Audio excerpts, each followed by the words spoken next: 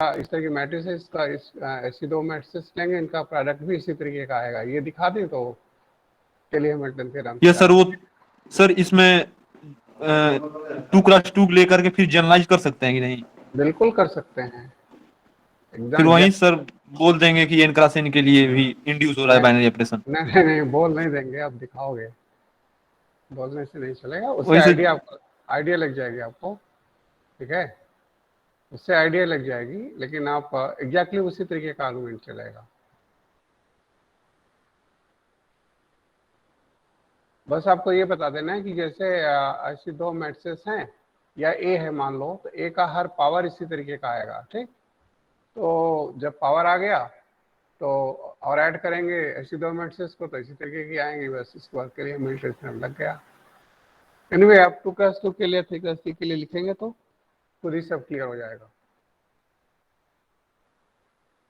ठीक है। अच्छा, कुछ अब जो है थ्योरम आज करते हैं।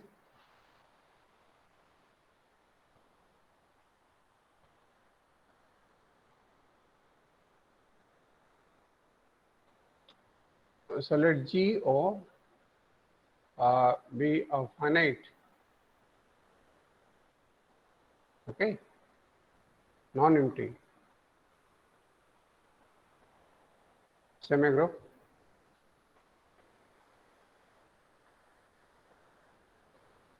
group in which left and right cancellation hold.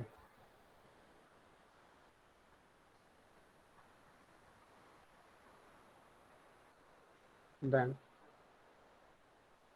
GO is a group.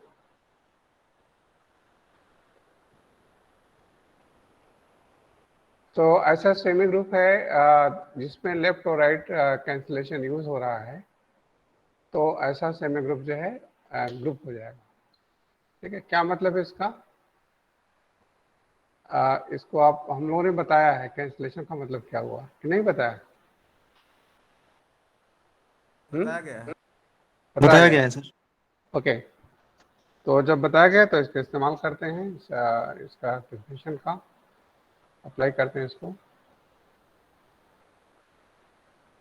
So let A belongs to G. Consider the map LA from G to G defined by LA of X is A of X. Yes. So then LA is 1 1 map है, क्यों? For if X1 X2 belongs to G such that LA X1 equal to LA X2, then LA X1 क्या है? AO X1 equal to AO X2, right. और क्योंकि left cancellation यहाँ पर लिखा left cancellation use हो रहा है, तो लेफ्ट कैंसिलेशन का मतलब ये हुआ कि लेफ्ट साइड में अगर एक ही एलिमेंट है, जैसे इधर है इधर है और ऑपरेट किया गया है x1 से इधर x2 से, तो दोनों साइड में अगर एक ही एलिमेंट कॉमन है तो आप इसे कैंसिल कर सकते हैं। इसी को कहते हैं left cancellation. And so x1 equal to x2 since left cancellation holds in G, ठीक है ना? क्लियर हुआ ये बात? सो मैप जो है आपका, ये मैप 1 1 हुआ। क्यों 1 1 हुआ? क्योंकि लेफ्ट कैंसिलेशन जो है इस्तेमाल ये अप्लाई हो गया जी के अंदर। So this map is 1 1। Now since LA is 1 1, अब मैप ये 1 1 2 हो गया and G is finite, hence L is also onto, ठीक है कि नहीं? तो जैसे मान लो ये बात क्लियर हो रही कि नहीं कि सेट आपका फाइनाइट है और उसी सेट से उसी सेट में मैप है आपका, ये जी है, ये भी जी है, होता है जी। जितने एलिमेंट्स हैं सबकी इमेजेस अलग अलग जा रही है, कोई इमेज मिल नहीं रही है।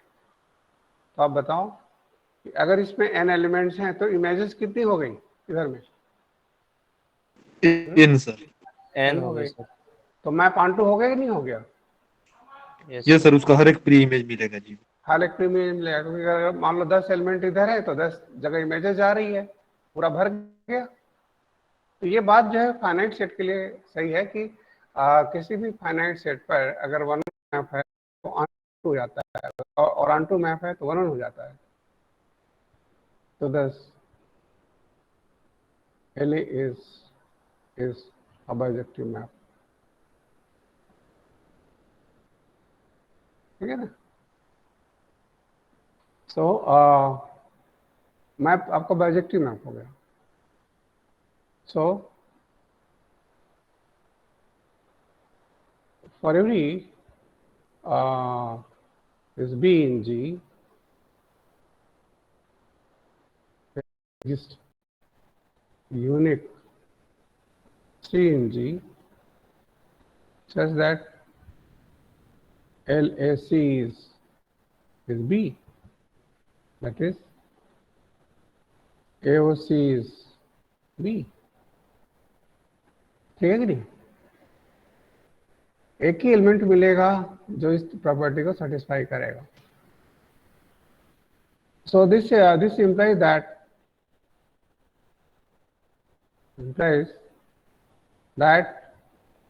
the equation AO capital X equal to B has a unique solution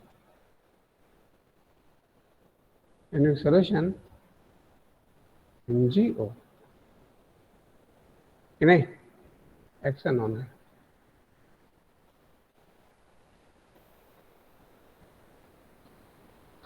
इस इक्वेशन का सॉल्यूशन क्या होगा? यूनिक होगा।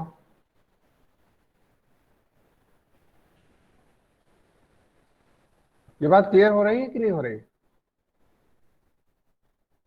Yes sir.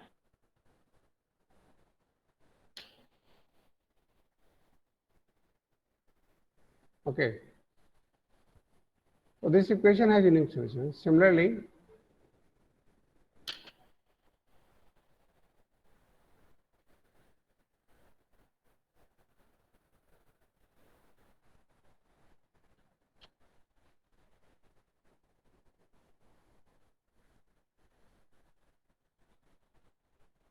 since right cancellation holds in G, okay, the map RA from G to G defined by RA X equal to XOA is bisected, ठीक है ना? जैसा left के लिए काम किया था और राइट के लिए आप करेंगे, राइट कैंसिलेशन होता है, जैसे आर्गुमेंट ऊपर दिया गया, this is bijective map. So for every B in G, the equation XOA equal to B has a unique solution.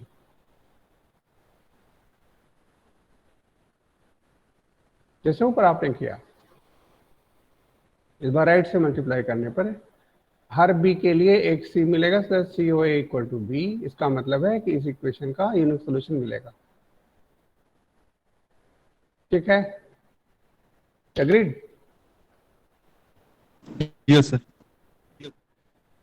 तो दोनों तरह के इक्वेशन का सोल्यूशन एग्जिस्ट किया। तो now since A is arbitrary, A is an arbitrary element, कोई fix element है नहीं, of G, the above argument shows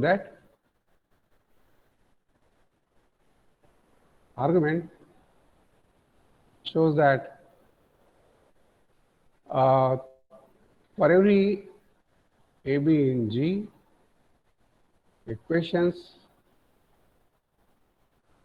XOA equal to B, AOX equal to B have unique solutions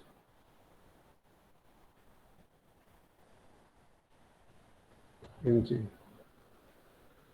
तो group की एक ये भी परिभाषा है कि अगर हर ए बी के लिए ऐसे इक्वेशंस का यूनिक सॉल्यूशन हो तो जो ग्रुपाइड है वो ग्रुप बन जाता है कि नहीं? Yes, sir. बस GO इज अ ग्रुप।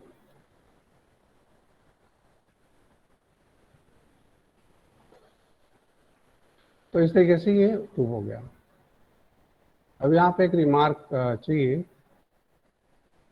कि n, याद रखिए कि n plus is an infinite semigroup in which left and right तो कम्यूटेटिव है, cancellation hold, right? But n plus is not a group। ये ग्रुप है? नहीं सर, इनवर्स इनवर्स की आइडेंटिटी नहीं ना, आइडेंटिटी। यस, आइडेंटिटी नहीं तो इनवर्स की बात ही नहीं करेंगे। तो आइडेंटिटी नहीं है तो ये ग्रुप तो नहीं है, लेकिन इसमें कैंसिलेशन होल्ड करता है। आपको पता है a plus X equal to a plus Y implies X equal to Y, नहीं? कैंसिलेशन होल्ड करता है। तो इसका मतलब क्या हुआ कि जो थ्योरम में है और फाइनाइटनेस अजम्पशन जो है नेसेसरी है लेकिन सफिशिएंट नहीं है। so this is necessary। so in the above theorem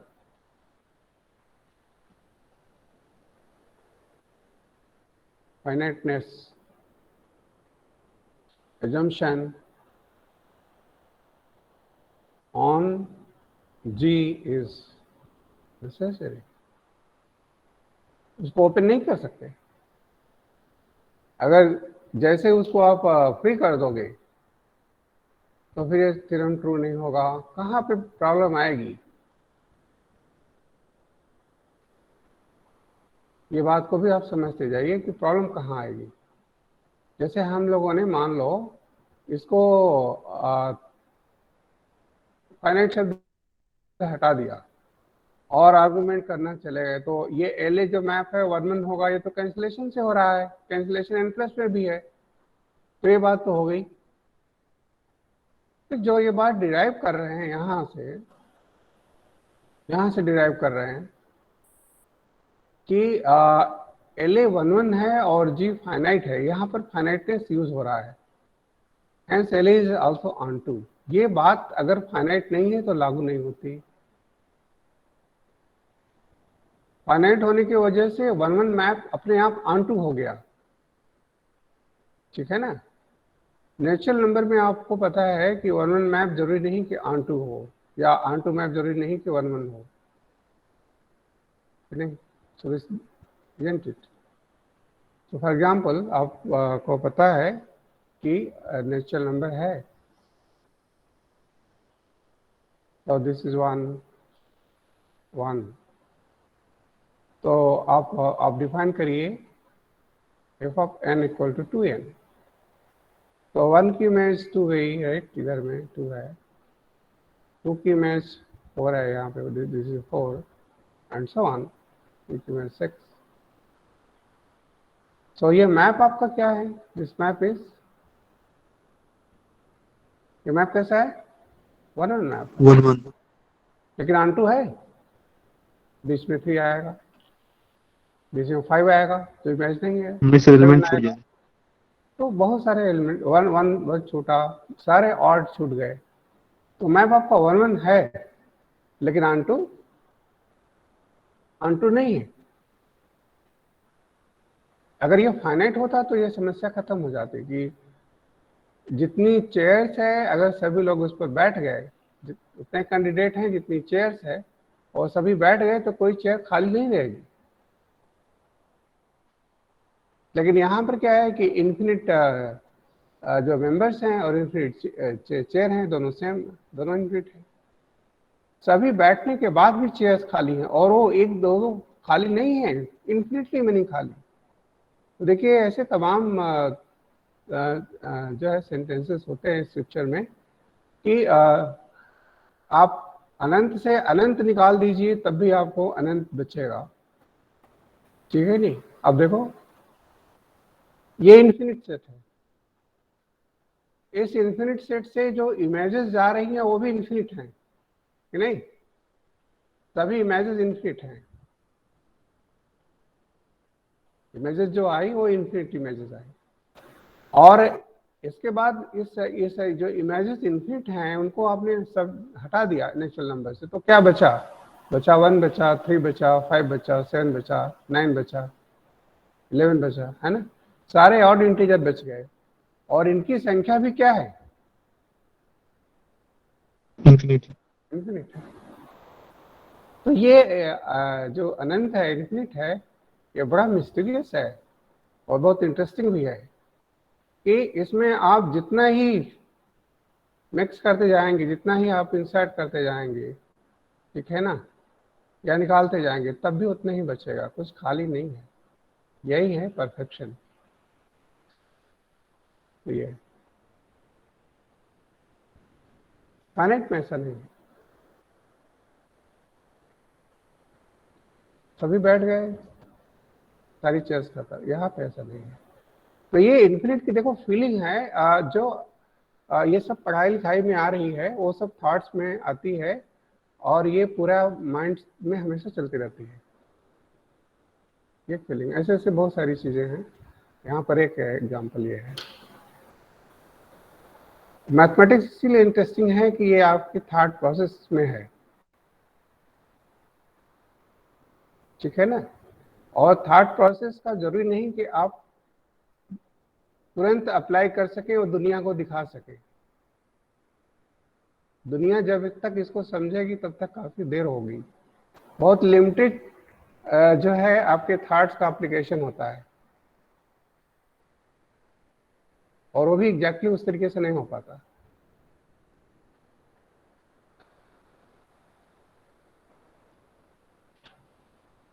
okay, तो ये है आपका,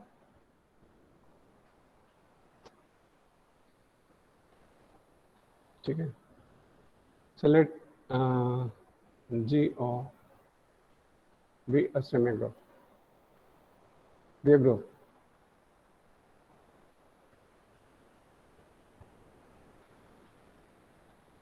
Okay, let E in G with identity element.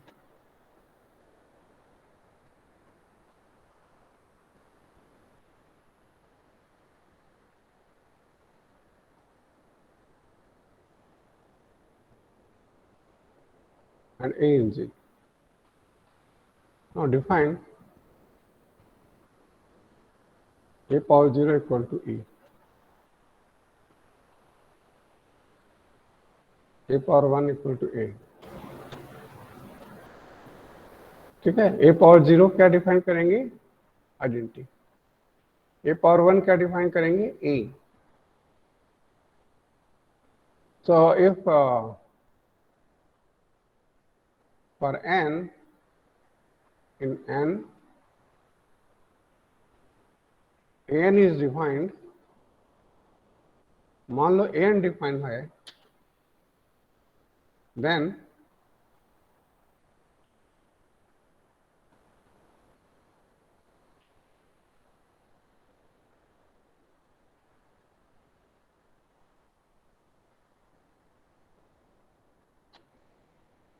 okay, then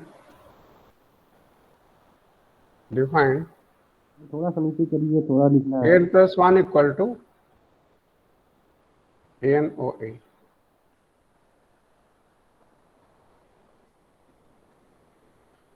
So by induction, An is defined for all n in n0, सभी में define हो गया।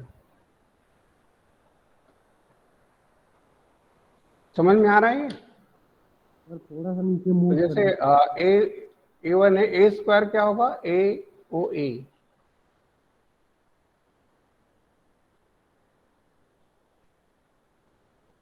A cube क्या होगा? A square OA।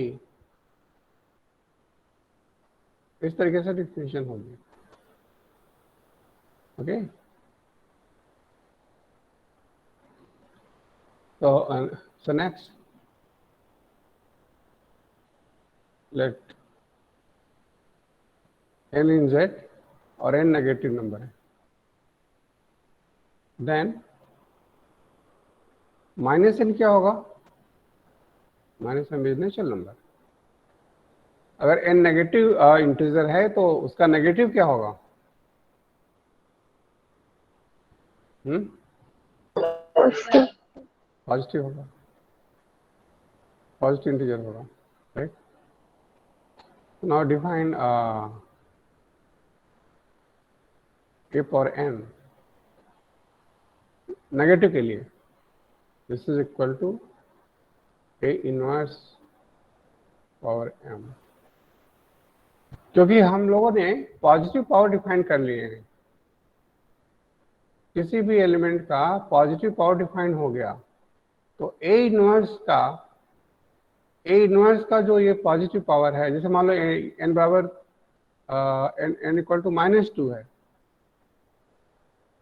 तो -2 का नेगेटिव क्या हो गया? 2 हो गया। तो a पावर -2 क्या होगा? a पावर -2 होगा a इनवर्स का स्क्वायर, ठीक है ना? a पावर -2, जैसे पावर -10 क्या होगा? इसकी क्या डेफिनेशन है? a इनवर्स लीजिए और इसका 10th पावर लीजिए, क्योंकि यहाँ पर जो इंडक्शन आपने इस्तेमाल किया है वो पॉजिटिव के लिए किया है, या जीरो, a पावर 0 या आइडेंटिटी ऐसे।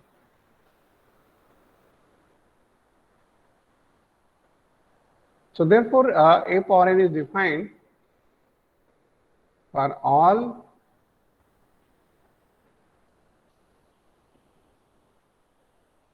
so a power n is defined for every n in Z। यानी पॉजिटिव पावर डिफाइन हो गया, नेगेटिव पावर डिफाइन हो गया और जीरो पावर भी डिफाइन हो गया, सारे पावर डिफाइन हो गए। समझ में आ रहा है? Yes sir. किसी भी एलिमेंट का ये है। अच्छा, अब एक रिमार्क ये है कि मान लो कि जैसे बहुत सारे बिलियन ग्रुप में जो बाइनरी ऑपरेशन है वो एडिशन से भी लिखा जाता है, जैसे V4 में लिखा गया एडिशन से, जेड में एडिशन से लिखा गया, जेडएम में भी एडिशन से प्लस लिखते हैं। तो बहुत सारे सिस्टम में अगर बाइनरी ऑपरेशन एडिशन से लिखते हैं तो यहाँ पर रिमार्क है, रिमार्क ये है कि if G plus is an abelian group,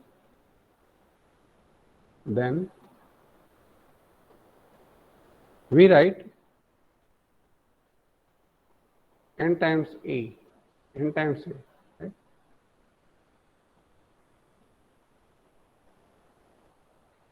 for an where a in G और n in Z, ऐसे लिखेंगे। तो जो पावर है वो इंटीग्रल मल्टीपल के रूप में आएगा।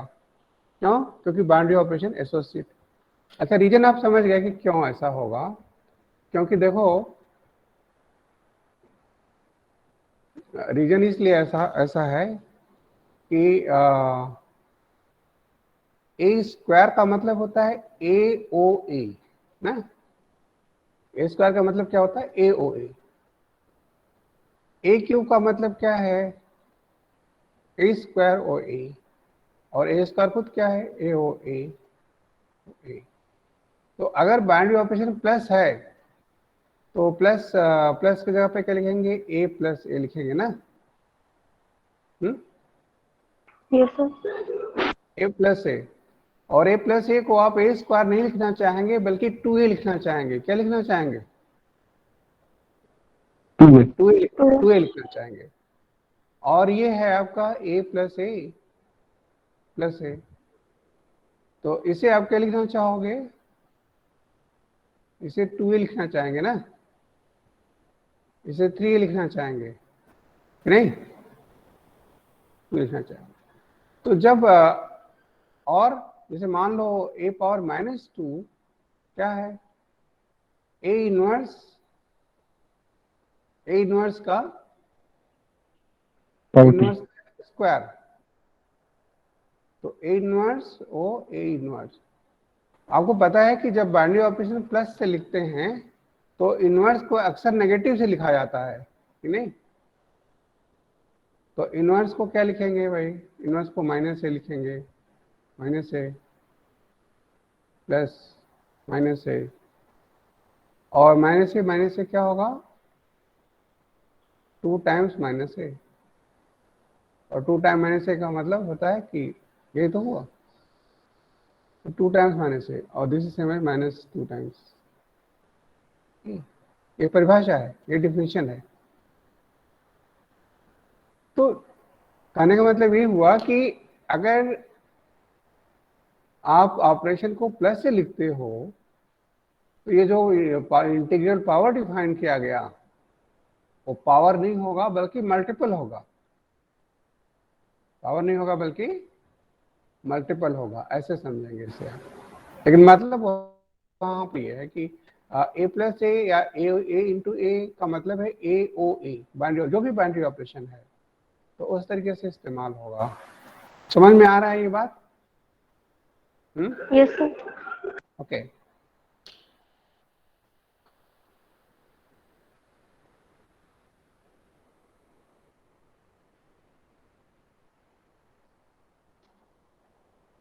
अब एक एक्सरसाइज मैं आपको दे रहा हूं जिसे आप आराम से प्रूव करिएगा।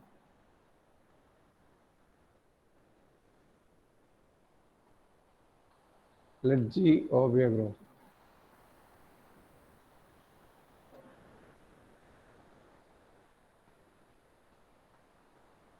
So prove that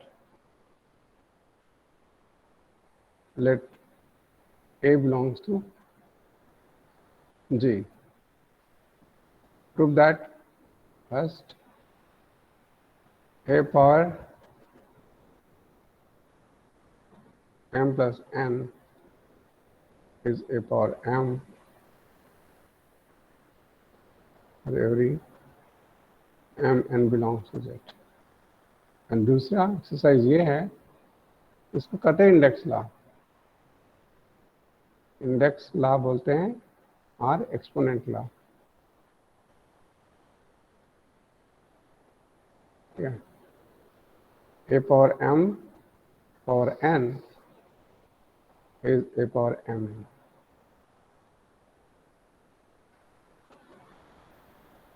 आपको इंडक्शन इस्तेमाल करना होगा।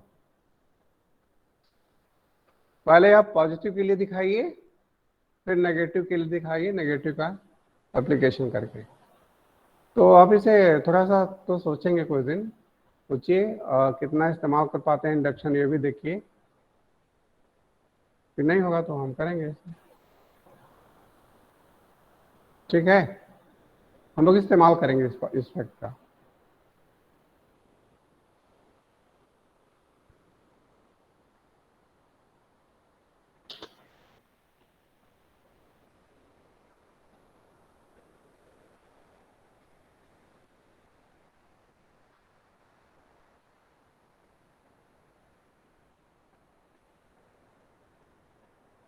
Okay, so let Geo be a group.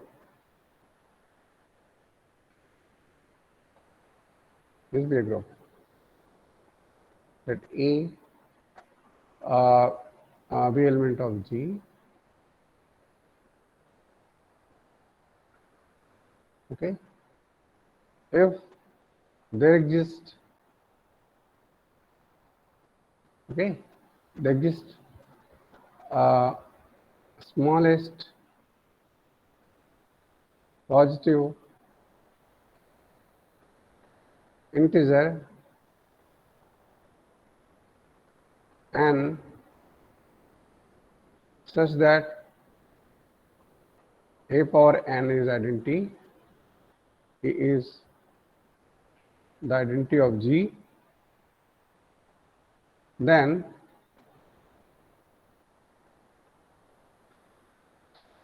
n is called the order of A and is denoted by OE. ठीक है, तो n को ऑर्डर कहेंगे अगर ऐसा है तो। So if there is no n in n such that a power n is identity, then we say that A is of infinite order,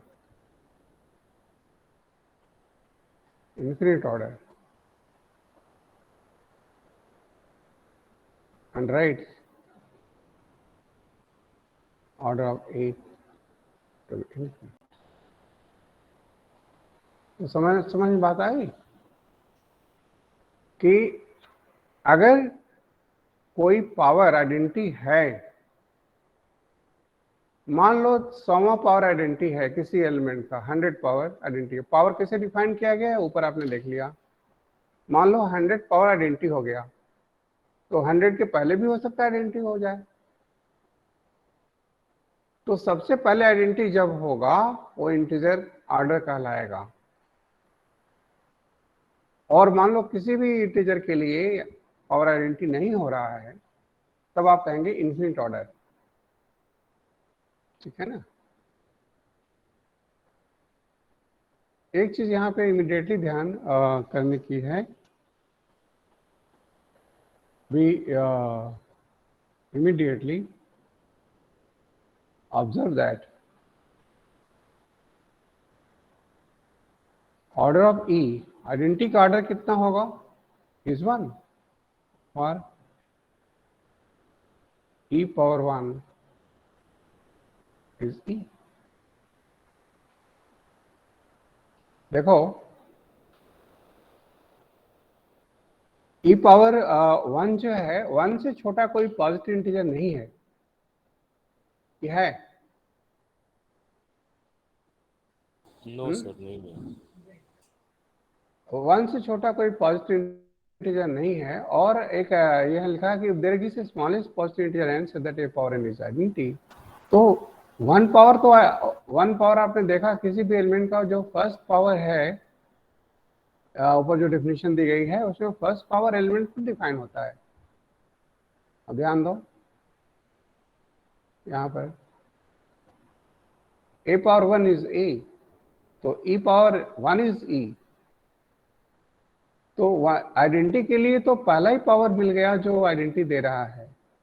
तो इसका मतलब क्या हुआ कि आइडेंटिटी का ऑर्डर कितना है, 1 है। तो आइडेंटिटी का ऑर्डर 1 है, एक तो ये है। और ये बात समझ में आई कि नहीं? Yes. आइडेंटिटी एलिमेंट ऐसा है जिसका ऑर्डर हमेशा 1 है, ऑलवेज 1। और दूसरी बात ये कि further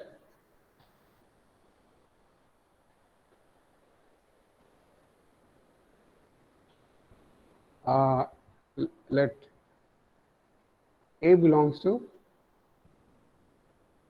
A belongs to G, then for n in n, अब ध्यान दीजिए, A power n is E if and only if A power n का इनवर्स बराबर क्या होगा? E inverse which is E। और इंडेक्स ला जो अभी बताया गया, एक्सपोनेंट ला जो बताया गया, उससे क्या हुआ? ये A पावर माइनस n ना, yes sir. This is E using index law, using exponent law, index law, and this is same as A inverse power n equal to E, again using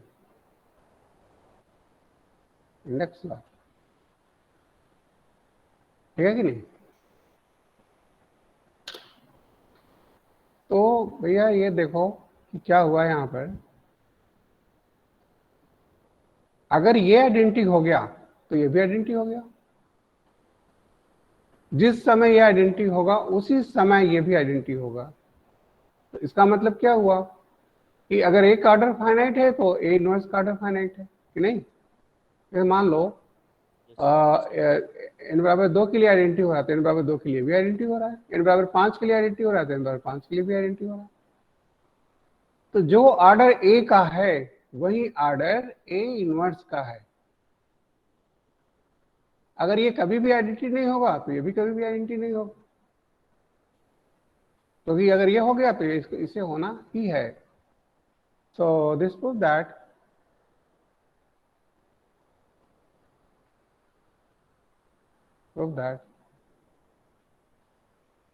if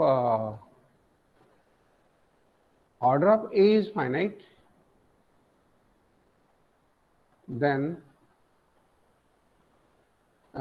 if and only if order of A inverse is finite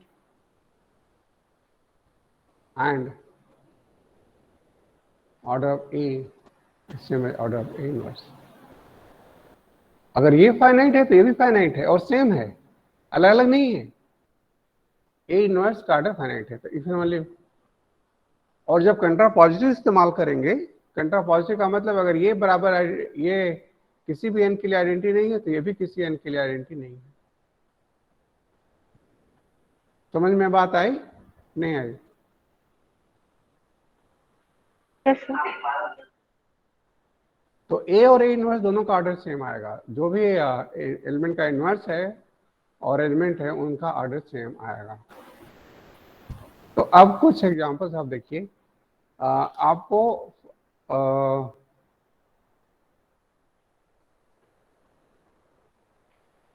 अच्छा एक और remark जो ध्यान देने की बात यह है कि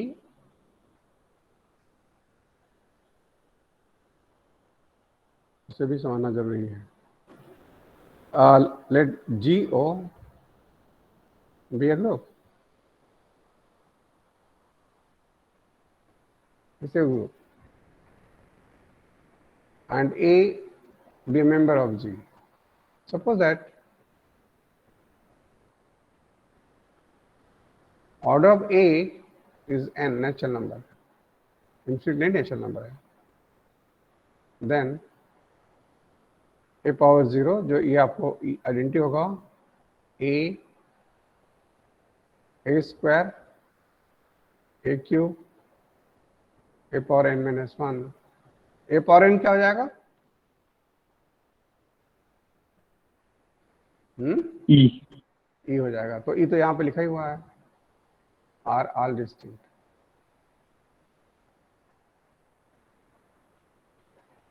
ये सब डिस्टिंक्ट होंगे। तो कम से कम in particular G contains at least कितने एलिमेंट? n एलिमेंट्स, क्योंकि इनकी संख्या कितनी है? n है। अगर ए का ऑर्डर n है तो कम से कम G के पास n एलिमेंट तो होंगे पक्का, क्योंकि ये सारे डिस्टिंक्ट एलिमेंट हैं G के।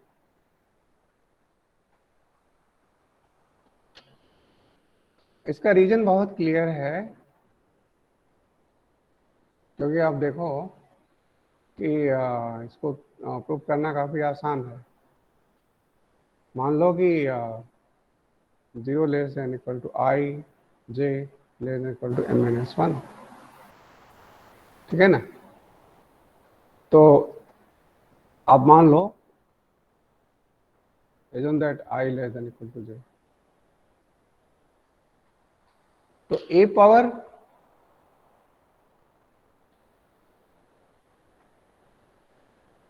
Then a power I equal to a power j, इसमें तो बराबर कब होंगे आप ध्यान दीजिए। This is if and only if a power j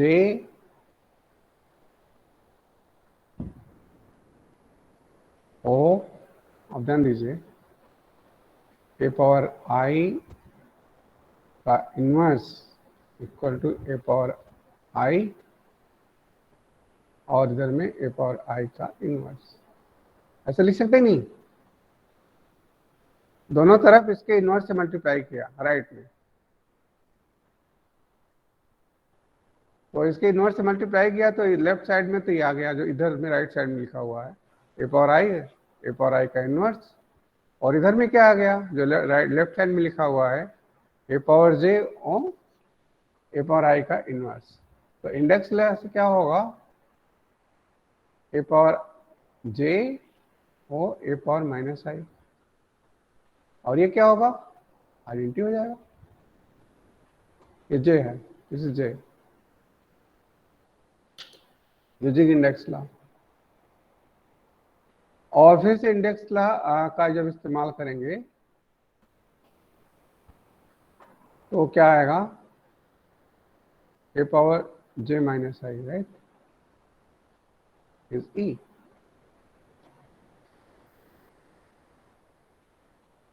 clear?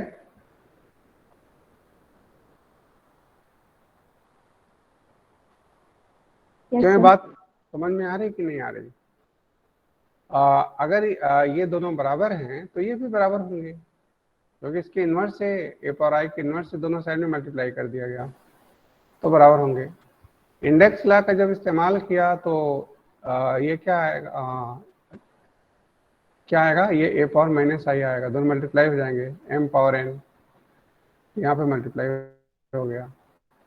Okay, फिर से इंडेक्स लॉ का इस्तेमाल किया तो a power j minus I हो गया, क्योंकि a power m plus n equal to a power m वो a पावर n, यही तो आता है। तो ये इंडेक्स लॉ जो दोनों हैं उन्हीं से ये फॉलो किया और ये फॉलो किया, तो ये हो गया। अब ध्यान दो कि ये कब आइडेंटिटी हो सकता है। सो दिस इंप्लाइज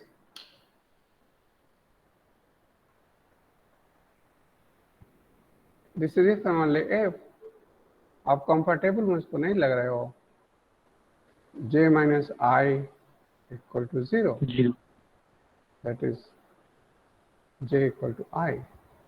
क्यों? पर j minus I is greater than equal to 0 and j minus I is less than equal to j,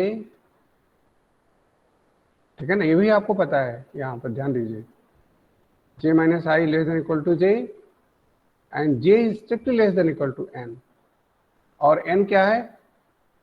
order है a का, इसका मतलब है कि n के पहले पावर, n के जो n पॉजिटिव इंटीजर है, इसके पहले कोई पॉजिटिव पावर आइडेंटिटी नहीं देगा, ठीक है ना। तो nth पावर तो आइडेंटिटी है, nth पावर तो आइडेंटिटी है, एक ऑर्डर n है तो nth पावर तो आइडेंटिटी होगा, लेकिन n से पहले कोई पॉजिटिव पावर आइडेंटिटी नहीं होगा।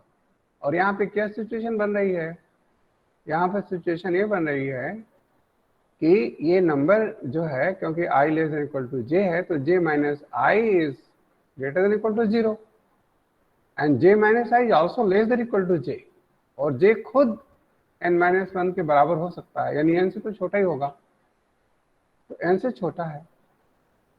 तो ये नंबर जो है, ये इस पावर को लगा देने पर आइडेंटिटी आ रहा है, तो ये पावर पॉजिटिव तो नहीं हो सकता, क्योंकि पॉजिटिव अगर है तो n से छोटा है ये, और n से छोटा पावर a का कभी भी आइडेंटिटी नहीं बनेगा, क्योंकि n इसका ऑर्डर है a का। इसका मतलब फिर क्या होगा, ये नेगेटिव होगा, ये नंबर जो है 0 होगा, क्योंकि ग्रेटर देन इक्वल टू 0 है, पॉजिटिव नहीं है लेकिन फिर भी आइडेंटिटी है। तो एक शर्त पर ये आइडेंटिटी हो सकता है कि ये खुद 0 हो जाए, और खुद 0 होने का मतलब क्या हुआ कि j बराबर i है। क्या ये बात समझ में आ रही है? Yes sir. Yes yes. इसका बार बार आप मनन करिए, ठीक है ना, और छोटे छोटे कॉन्सेप्ट्स को बहुत समझना पड़ता है, बहुत प्रैक्टिस चाहिए, बार बार उसको पढ़ के सोच के दिमाग में घुमाइए, थोड़ा कुछ चिंतन करिए बिना पढ़े हुए, तब ये सब बैठता है, और एग्जाम सर। से थोड़ा हाँ सपोर्ट लेना पड़ता है। बताइए। सर, जो आप ऊपर एक आर्गुमेंट दिए थे डिफिनेशन करके कि let G be a group let E belongs to G, तो डिफाइन किया था sir A power zero equal to, वहां वाला आर्गुमेंट यहाँ नहीं दे सकते सर कि J minus I equal to zero होगा तभी ई होगा? क्या क्या क्या फिर से बोलो तो। वहां सर पर ए आप पावर जीरो हम लोगों ने आइडेंटिटी डिफाइन किया, ठीक है ना। किसी भी एलिमेंट का 0 पावर या एडिशन है तो 0 मल्टीपल जो है आइडेंटिटी डिफाइन होगा, किसी भी एलिमेंट का।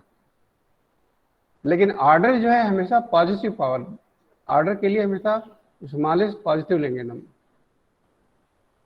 0 पावर तो सभी का आइडेंटिटी डिफाइन किया जा रहा है, ठीक है, और फर्स्ट पावर वही एलिमेंट डिफाइन किया जा रहा है, जिस किसी भी एलिमेंट का फर्स्ट पावर वो एलिमेंट खुद होगा, जो आप जानते हैं अभी तक इसको करते आए हैं। तो अगर किसी एलिमेंट का certain positive power, smallest certain positive power अगर आइडेंटिटी हो रहा है, तो आप देखेंगे कि सबसे छोटा पॉजिटिव पावर कौन सा है जो आइडेंटिटी दे रहा है, वो छोटा नंबर, पॉजिटिव नंबर जो है ऑर्डर कहलाएगा।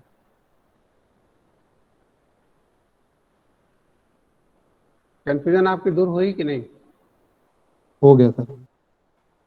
ठीक है, उसका आइडेंटिटी से मतलब नहीं है, यहाँ तो ए आर्बिट्री एलिमेंट है, लेकिन इसका 0 पावर हमेशा आइडेंटिटी डिफाइन किया जाएगा। इसमें सर स्मॉलेस्ट लेना है, कौन हाँ स्मॉलेस्ट कर रहा है पॉजिटिव लेना बिल्कुल। है, स्मॉलेस्ट पॉजिटिव, ये ध्यान रखिएगा, स्मॉलेस्ट पॉजिटिव। अच्छा देखो, इसके बाद रिपीटिशन शुरू हो जाएगा, जैसे कि एक ऑर्डर n है तो 0 पावर 0 पावर तो आइडेंटिटी हो गया, फर्स्ट पावर एक खुद हो गया, सेकंड पावर ए स्क्वायर, ए पावर n माइनस 1, और ए पावर n फिर क्या हो जाएगा, आइडेंटिटी हो गया। ए पावर n प्लस 1 क्या हो जाएगा, ए पावर जीरो। ए पावर n प्लस 1 ए इंडेक्स ला लगाएंगे, इंडेक्स ला लगेगा, ए पावर n ओ ए, तो ए पावर, ठीक है, n के बाद रिपीटेशन शुरू हो जाएगा, फिर से वही रिपीट, फिर से वही पावर रिपीट करेंगे।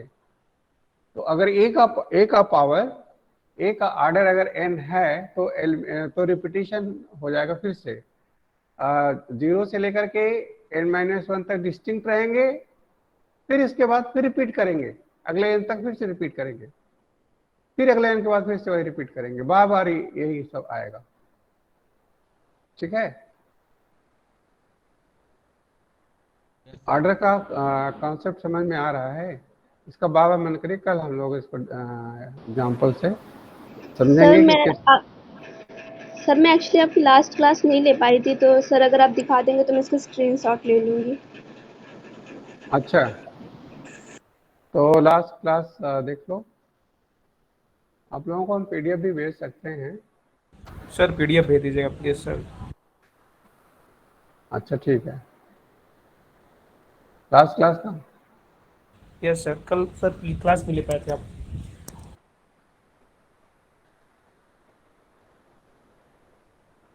अगर स्क्रीनशॉट जल्दी से लेना है तो ले लो। Okay sir. पता नहीं कहाँ से था, हाँ ये था 20 तारीख है ना, ये लो इसका। हो गया सर।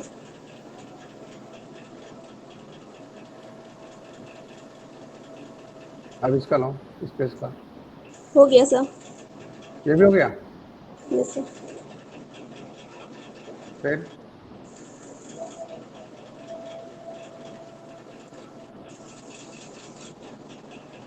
हो गया। Yes sir.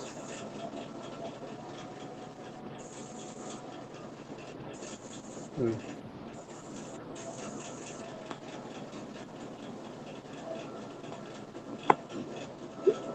यस सर, हो गया।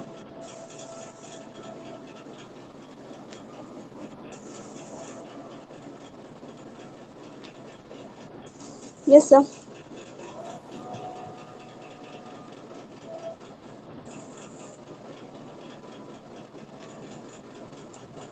Yes sir.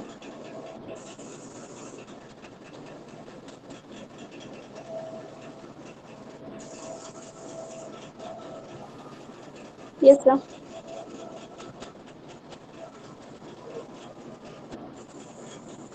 हो गया सर।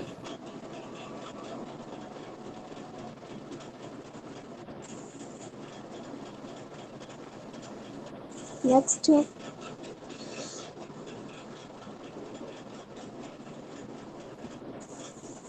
हो गया सर।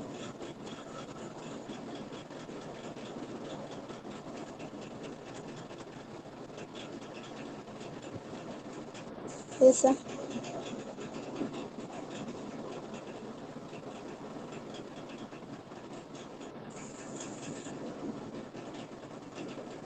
Yes sir.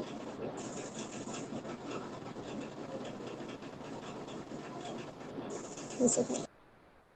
ओके।